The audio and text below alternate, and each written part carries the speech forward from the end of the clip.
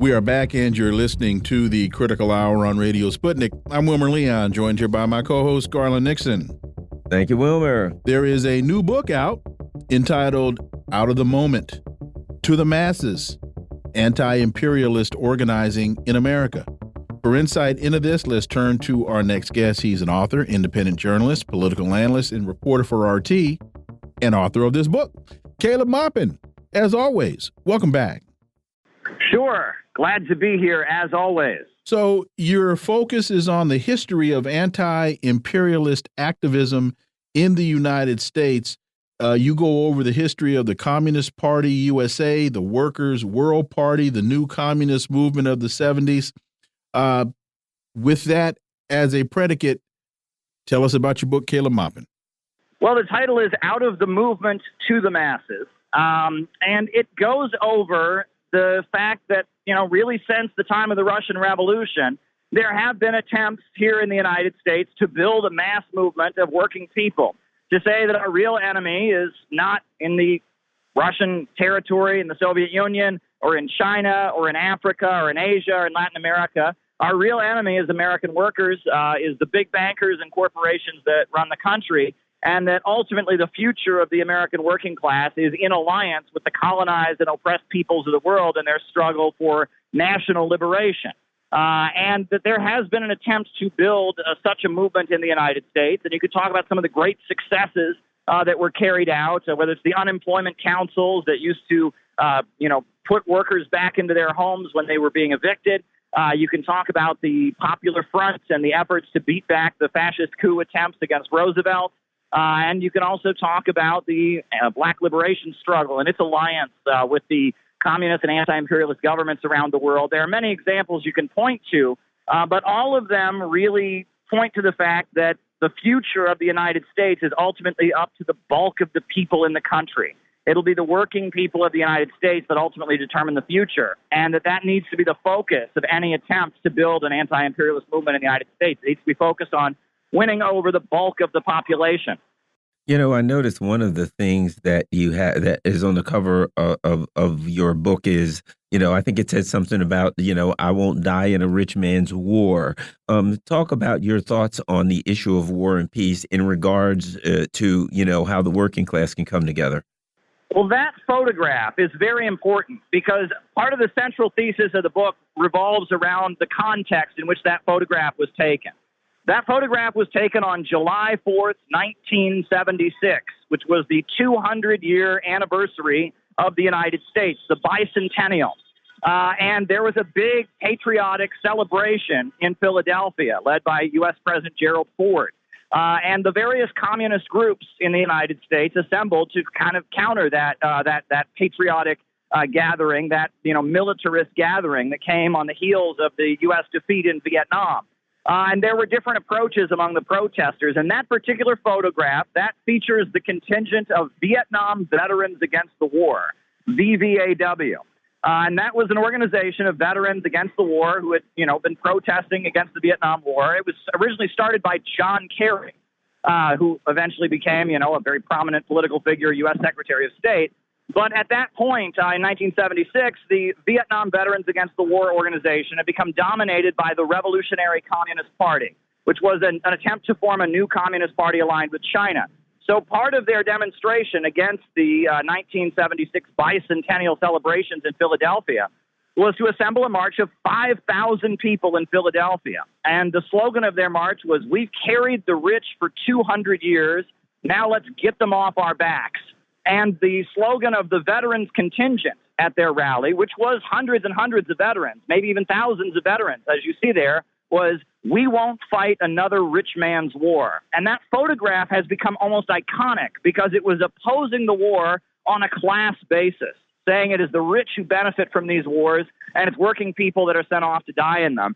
And that photograph has just become timeless. Many people don't even know the context in which it was taken, but it was taken at a communist-led demonstration after Vietnam Veterans Against the War had become an explicitly communist organization in 1976. And And that kind of points to the basis on which an anti-imperialist movement and an anti-war movement could be built in the United States. And there's a lot more context in the book given to the moment in which that photograph was taken. That's very important, I think, in understanding how we can build such an anti-imperialist movement in our time. I'm going to try to ask this question as succinctly as I can. We've seen a decline in the workers' movement in this country, partially due to the accusation that increased prices are due to labor and unions are bad because you pay the workers more and that makes your costs go up. And then there was also the trying to draw the connection between the workers' movement and communism. How do you see those narratives now with the workers' movement of today, who I see them to be more individualistic as opposed to working for the benefit of the collective? I heard the head of the UAW, Sean Fain, in January saying these folks are concerned about their individual paychecks as opposed to they're really working towards the collective and seeing to it that everybody has the paycheck, everybody has job security, everybody has health care. Does that question make sense, Caleb Moppet? It does make sense, and it actually perfectly fits the overall thesis of the book. Because if you go back, 100 years to the 1920s, the U.S. labor movement was very, very weak, just like it is now. The American Federation of Labor, the AFL, that had supported World War I, that refused to organize black people, refused to organize people they considered to be unskilled, they ran the labor movement, and they were not going to expand it. They were going to keep it small and isolated. And the reason that there was an explosion of labor organizing during the 1930s was because people with an anti-imperialist perspective, namely the Communist Party that was taking direction from the Soviet Union and from Stalin, said, we're not gonna try to maneuver within the AFL and just try to take it over from within or push it to be more radical. We're just going to go organize the unorganized. And instead of trying to compete with the American Federation of Labor, the Communist Party went to the South. The Communist Party went into the mines, and they went into the steel mills and the auto plants, and they organized themselves on an anti-imperialist basis. And they built up to what ultimately was the biggest episode of unrest in U.S. history at that point, which was the 1934 strike wave. The summer of 1934, you had the dock workers of San Francisco, led by communists, who shut down San Francisco. You had the Teamsters of Minneapolis, who were led by Trotskyite communists, who shut down Minneapolis. You had the auto light workers of Toledo, Ohio, who shut down Toledo, Ohio. All across the South, you had sharecropper strikes and textile workers strikes. A state of emergency was declared in the state of South Carolina. And all of that was because the Communist Party took the approach of stopping the approach of trying to maneuver within the American Federation of Labor, and instead, as Lenin said, going lower and deeper to the real masses and building the labor movement that was desperately needed.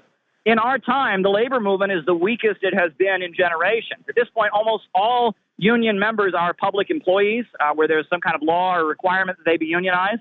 And there's very, very few workers that are in unions. And in a lot of ways, you could say that the current AFL-CIO bureaucracy that is tied to the Democratic Party, that mobilizes its members to hate Russia and have fundraise for Ukraine and stuff, you could talk about how they have hijacked and they're holding the labor movement hostage in a similar way to the way the AFL was back in the 1920s. And what made the difference a generation ago is when those who wanted to organize and those who had an anti-imperialist perspective went lower and deeper to the real masses, and instead of waiting for the permission of the AFL leaders, and instead of just trying to push them further to the left, they just went out and did what needed to be done. One of the things you talk about is divisions amongst the working class. If you could, we only got about like 2 or 3 minutes, but if you could speak to that. Well, what I think is important in our time is the fact that we have reached a state we have with the computer revolution so little human labor that is necessary.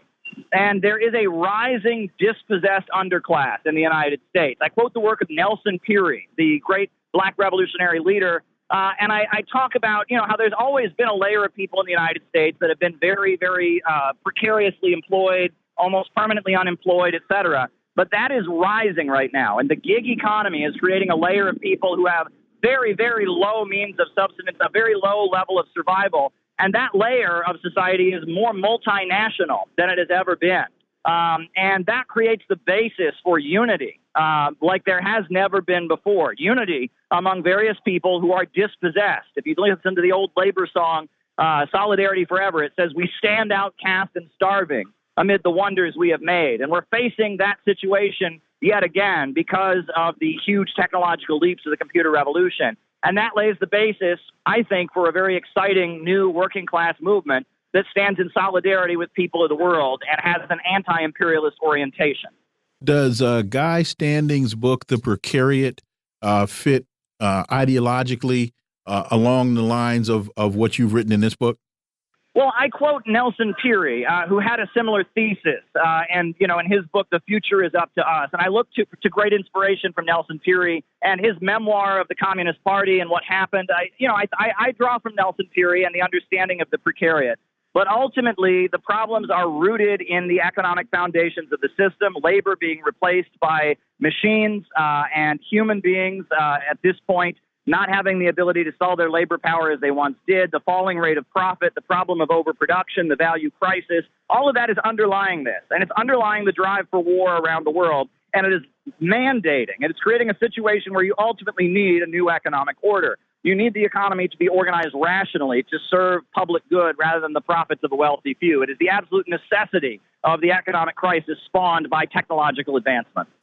30 seconds. Along with a new economic order, do you need a new political order as well? And do you see the direction that the two-party system in the country is failing could help to spur that direction?